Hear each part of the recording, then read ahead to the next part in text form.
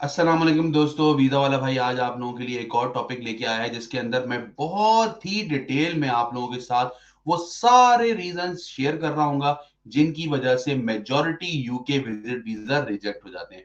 साथ ही वीडियो के एंड में आपको कुछ बोनस टिप्स भी दे रहा हूँ कि अगर आप वीजा फाइल कर रहे होंगे तो आप लोगों को 100% वो टिप्स जो हैं वो हेल्प आउट कर रही होंगी। तो दोस्तों, वीडियो के अंदर मैं आपसे एक रिक्वेस्ट जरूर करूंगा जो हमेशा करता हूँ, वीडियो को एंड तक देखना है। वीडियो को बीच से नहीं छोड़ना, क्योंकि अगर आप बीच से छोड़ेंगे अपना ही नुकसान करेंगे, पूरी इन्फॉर्मेशन आप लोगों को नहीं मिल पाएगी, क्योंकि मैं अपनी वीडियोस में इधर उधर की बातें कम करता हूं और इन्फॉर्मेशन की बातें ज्यादा करता हूं। और दूसरा ये दोस्तों, वीडियो को लाइक करके चैनल को सब्सक्राइब कर दो, क्योंकि ये चीज मुझे आप लोगों से चाहिए होती है। बदले में मैं आप लोगों के लिए जो बोले वो करने के लिए तैयार रहता हूं दोस्तों। आइए दोस्तों, स्क्रीन शेयर करता हूं डायरेक्ट आप लोगों के साथ। प्रेजेंटेशन तैयार की है आपके भाई ने और आप लोगों को प्रेजेंटेशन के हिसाब से क्लियरली समझाता हूं कि किस तरह से आप लोग भी अपने रिजेक्शन के रीजंस को कम कर सकते हैं।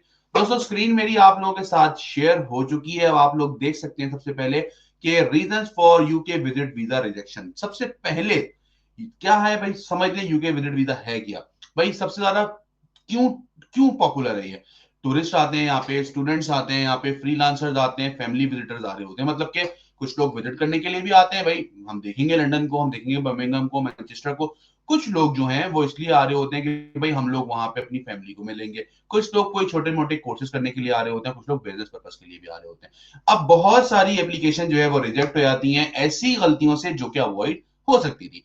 अच्छा, अब उनके लिए आपको उसको अंडरस्टैंड करना है। सबसे पहले क्या है भाई रीजन आपका, वो है इनकम्प्लीट और इनकंसिस्टेंट डॉक्यूमेंटेशन। ठीक है, पहला स्टेप इसमें बताता हूं। सबसे पहले होता क्या है कि आप मिसिंग डॉक्यूमेंट कर देते हैं। आपकी बैंक स्टेटमेंट या तो कम होती है, या आप एम्प्लॉयमेंट का लेटर नहीं लगाते। गवर्नमेंट जॉब करते हैं तो एनओसी लेटर साथ अटैच नहीं करते। बिजनेस करते हैं तो चैम्बर के डॉक्यूमेंट नहीं लगाते, खाली एफबीआर की डॉक्यूमेंटेशन लगा देते हैं। और उसके अलावा कोई आपकी रजिस्ट्रेशन है अपनी बिजनेस की, जैसे अक्सर लोग जो हैं कुछ बॉडीज होती हैं, जैसे हमारा जो है वो एक्टो से रजिस्टर्ड है, ऑल कराची टूर ऑपरेटर्स से हमारी कंपनी रजिस्टर है, हमारा टूर ऑपरेटर का बिजनेस है। तो इस तरह से जहां जहां से वो रजिस्टर हो वो सारी चीजें आप लोगों ने जरूर लगानी है। तो देख लें अच्छी तरह से बैठ के, ब्रेन स्टॉर्म करें कि कौन कौन से ऐसी डॉक्यूमेंट्स हैं जो कि आपके बिजनेस और जॉब प्रोफाइल के अंदर इंपॉर्टेंट है, वो सारे आपने अटैच करने हैं। देन उसके बाद conflicting information between documents and the application form.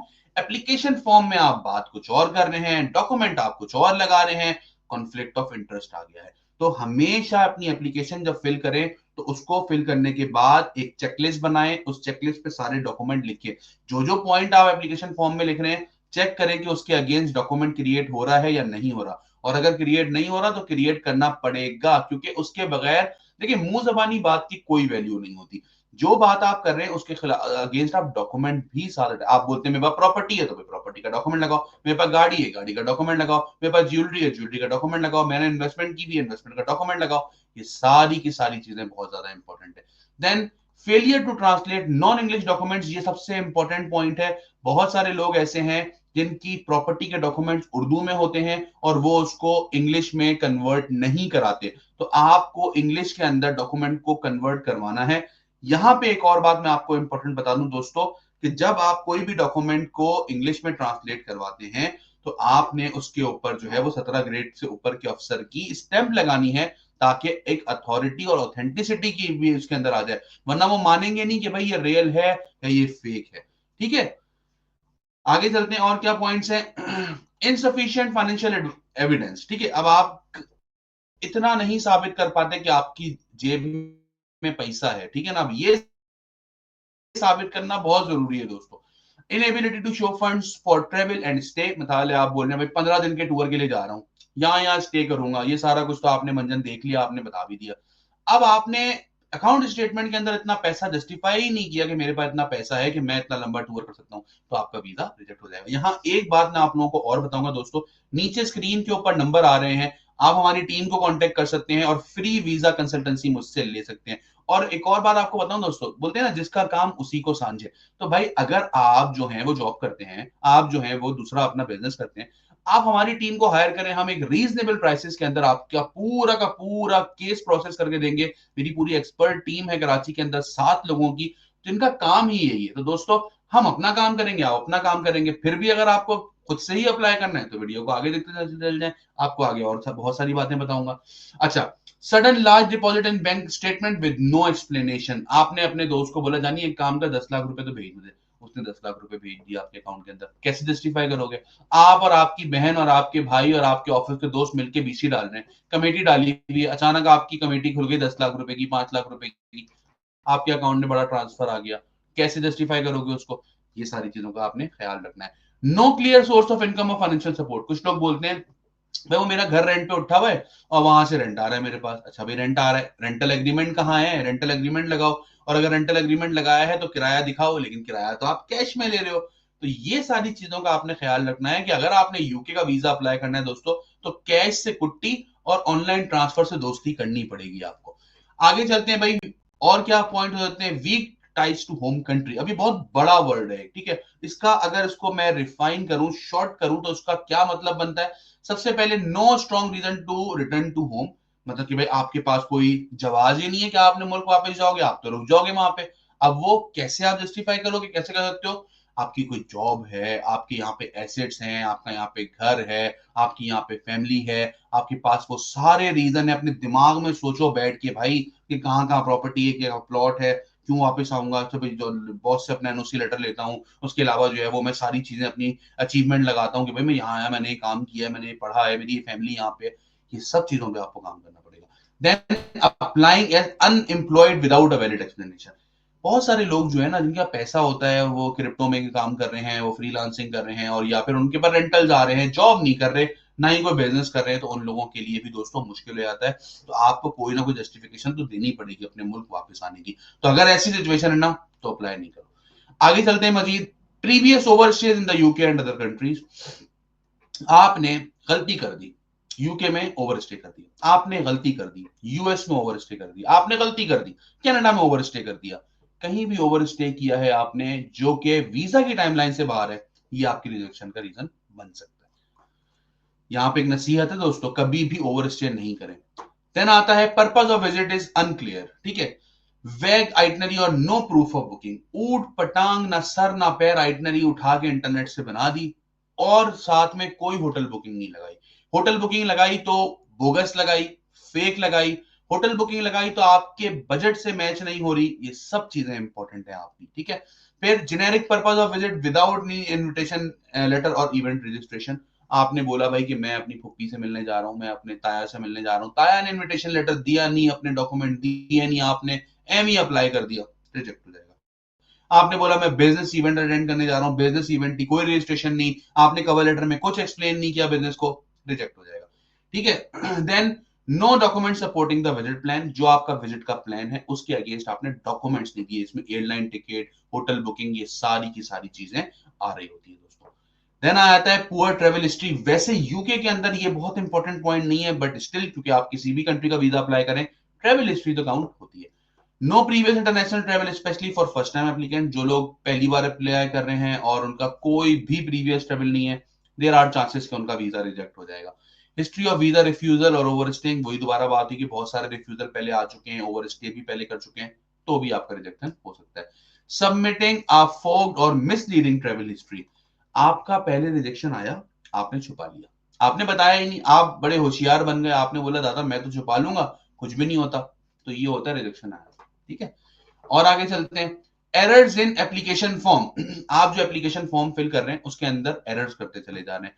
कहीं पे कुछ पूछा है, आपने कुछ जवाब दिया, आपने बोला भाई आपके अकाउंट में कितने पैसे, इतने पैसे, कितना पैसा खर्च करोगे, इतना पैसा, वो पैसा मैच ही नहीं हो रहा आपकी सैलरी से। मैं अपने टूर पे 10 लाख खर्च करूंगा, सैलरी 70,000 रुपए, कहां से जस्टिफाई, और 1 साल से ऊपर की तनख्वाह। ये सारी चीजें आपको सोचनी पड़ेगी।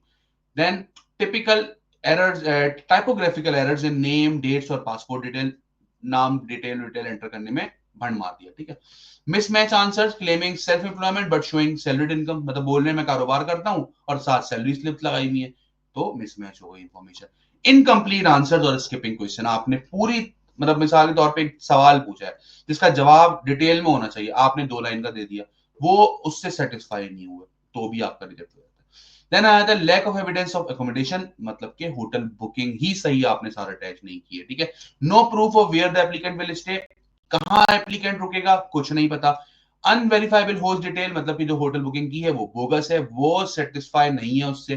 फ्रेंड एंड फैमिली के पास रुक रहे हैं तो उनका स्पॉन्सरशिप लेटर नहीं है, घर का एड्रेस सही नहीं है, पोस्ट कोड सही नहीं है, उस पर वो सेटिस्फाई नहीं है, बुकिंग फेक और कैंसिलेबल अकोमोडेशन, मतलब वो बुकिंग की भी है जो कि कैंसिल हो सकती है या फिर फेक है।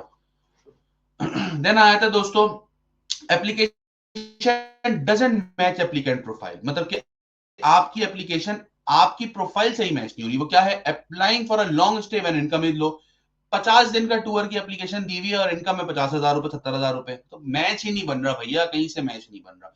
Claiming to attend a conference with no prior business और एकेडमिक बैकग्राउंड, आप बोल रहे हैं लंदन जा रहा हूं कॉन्फ्रेंस अटेंड करने के लिए, आपने अप्लाई किया है वीजा कराची से और आप कभी इस्लामाबाद भी कॉन्फ्रेंस अटेंड करने नहीं गए, दुबई भी कॉन्फ्रेंस अटेंड नहीं करने गए, बाकू भी नहीं गए, तो अब वो बोल रहे हैं भाई तुम 7 समंदर पार बिजनेस की एक कॉन्फ्रेंस अटेंड करने आ रहे हो, बिजनेस का एक्सपीरियंस तुम्हें कोई खास है नहीं इससे पहले, तो रिजेक्ट हो जाएगी वो, मतलब कि बिल्कुल भी बेवकूफ नहीं है, उनको सारी अकल होती है, ठीक है। देन उसके बाद क्या है, अब student applying for tourist visa without term break approval, student जो है वो अप्लाई कर रहे हैं और टर्म ब्रेक है ही नहीं, यूनिवर्सिटी की टर्म ब्रेक ही नहीं, यूनिवर्सिटी की क्लासेस चल रही है, उनको दिख रहा है कि भैया ये तो क्लासेस के बीच से जा रहा है, ये वापस नहीं आता बंदा, ये सारे रीजन होते हैं। देन आता है मिस रिप्रेजेंटेशन और फॉल्स डॉक्यूमेंट्स, ठीक है, falsified financial document, job letter और ट्रेवल हिस्ट्री, गलत ट्रेवल हिस्ट्री दी है, गलत आपने अपने जो है वो बैंक स्टेटमेंट बना के दी है बोगस, उसके अलावा आपने जॉब लेटर जो है वो फेक बनाए हुए हैं, पुराने रिफ्यूजल जो है वो छुपाए हुए हैं आपने, और आपने जो है ना using agent who submit fake document, कोई ऐसा एजेंट यूज कर लिया है जो फेक डॉक्यूमेंट अप्लाई कर रहा है। और दोस्तों यहां एक बात और इंपॉर्टेंट बता दूं, फेक डॉक्यूमेंटेशन के ऊपर जो है ना 10 साल तक का बैन लग सकता है, होशियार रहिएगा। कंक्लूजन क्या निकलता है भाई? कंक्लूजन है कि हमेशा ईमानदारी के साथ और पूरी ऑनेस्टी के साथ अपनी एप्लीकेशन सबमिट करें, कोई झूठ नहीं बोले उसके अंदर, आखिरी मिनट पे कोई चेंजेस ना रखें, एक अपने आप को एक टाइम टेबल के हिसाब से चलाएं और अपनी एप्लीकेशन को अच्छी तरह से देख लें। और सबसे इंपॉर्टेंट, कंसल्ट एन एक्सपर्ट, भाई मौजूद है आपका, भाई की टीम मौजूद है, हमसे राब्ता कर लें। बोनस टिप्स वो भी दे दूं आपको, फिर वीडियो को एंड करते हैं। Provide a clear purpose with supporting evidence, बिल्कुल 100% क्लियर पर्पस हो और सपोर्टिंग एविडेंस बिल्कुल क्लियर हो आपका। होम टाइज के ऊपर बहुत काम करना है कि होम टाइज अच्छी स्ट्रॉन्ग लगा सकें आप। देन ट्रांसपेरेंट और जेन्युइन फाइनेंशियल रिकॉर्ड दिखाएं, इनकम स्टेटमेंट बिल्कुल क्लियर हो और अपनी ट्रेवल हिस्ट्री और वीजा हिस्ट्री से बिल्कुल ऑनेस्ट रहें। रिजेक्शन हुआ है कोई बात नहीं, बता दें। तो दोस्तों यहां तक मैं आपके साथ था आज, मजीद आपको मुझसे इंफॉर्मेशन चाहिए, नीचे दिए गए नंबर पे कांटेक्ट कर लो, फ्री वीजा कंसल्टेंसी ले लो, और अगर बिल्कुल ही तरीके से अपना अप्लाई करना चाहते हो तो भाई की टीम से कांटेक्ट कर लो, आपका भाई खुद पर्सनली सुपरवाइज करेगा। मिलते हैं अगली वीडियो में, अस्सलाम।